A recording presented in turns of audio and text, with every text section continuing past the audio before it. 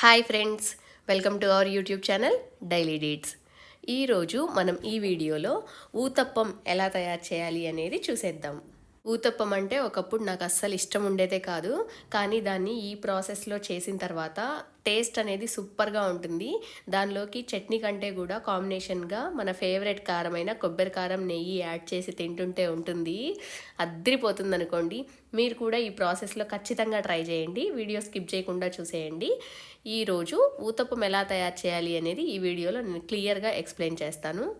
ముందుగా మనం స్టోర్ బియ్యం 2 టేబుల్ స్పూన్స్ వరకు పచ్చిశనగపప్పు అండ్ 2 టేబుల్ స్పూన్స్ సగ్గుబియ్యం, 1 టేబుల్ స్పూన్ వరకు మెంతుల్ని శుభ్రంగా వాష్ చేసుకొని నానబెట్టుకోవాలి. అండ్ ఇక్కడ మినపప్పును చూపిస్తున్నాను కదండి, ఈ మినపప్పు మేము మా ఇంట్లో తయారు చేసుకున్నదే. సో ఈ మినపప్పు వీడియోని నేను డిస్క్రిప్షన్ బాక్స్లో ఇస్తాను, చూసేయండి. బియ్యము అండ్ మినపప్పు రెండు కూడా శుభ్రంగా వాష్ చేసుకొని 5 to 6 అవర్స్ వరకు నానబెట్టుకోవాలి. అదే రోజు సాయంత్రం వీటి రెండింటిని మిక్స్ చేసేసి గ్రైండర్లో మెత్తగా గ్రైండ్ చేసుకోవాలి. గ్రైండ్ చేసుకున్న పిండిని ఒక బౌల్లోకి ట్రాన్స్ఫర్ చేసుకొని హోల్ నైట్ పక్కన పెట్టాలండి. నెక్స్ట్ డే మార్నింగ్ ఊతప్పానికి రెడీ చేసుకోవాలండి. ఊతప్పం కోసం ఏమేమి ఇంగ్రీడియంట్స్ యాడ్ చేయాలి అనేది ఈ వీడియోలో చూసేద్దాం.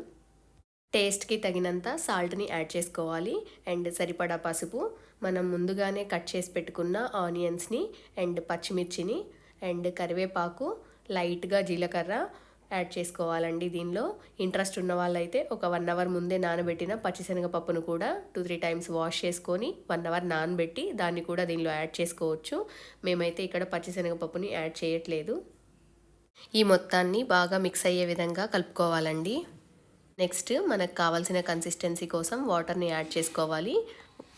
కన్సిస్టెన్సీ అనేది దోసపిండి అంత పల్చగా ఉండకూడదు, అలా అని చెప్పి టూ థిక్గా ఉండకూడదు, మీడియంగా ఉండాలి.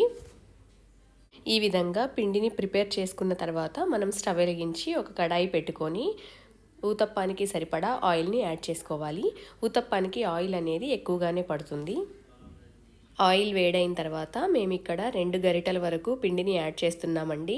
మేము చిన్న గరిటె యూస్ చేసాం కాబట్టి 2 గరిటెలు వేసాము. అదే పెద్ద గరిటె యూస్ చేసే వాళ్ళకి 1 to 1.5 గరిటె సరిపోతుంది.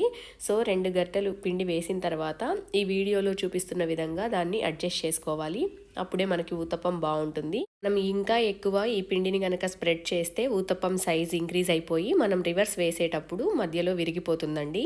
కాబట్టి మీడియం సైజులోనే మనం ఊతప్పాలని వేసుకోవాలి. పిండి మొత్తం వేసిన తర్వాత ఇలా మూత పెట్టి క్లోజ్ చేసుకోవాలి. ఊతప్పం ఒక సైడ్ మొత్తం ఉడికిన తర్వాత మూత తీసేసి మనం ఆయిల్ స్ప్రింకిల్ చేయాలి.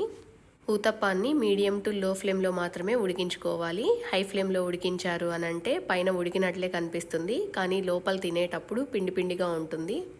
ఊతప్పాన్ని టర్న్ చేసుకొని ఇంకొంచెం ఆయిల్ని యాడ్ చేసుకోవాలి. ఊతప్పానికి ఆయిల్ కొంచెం ఎక్కువే పడుతుందండి, తక్కువ యాడ్ చేస్తే మాడిపోయే ఛాన్స్ ఉంటుంది. ఊతప్పం ఉడికిందో లేదో ఒకసారి టర్న్ చేసి చెక్ చేసుకుందాం.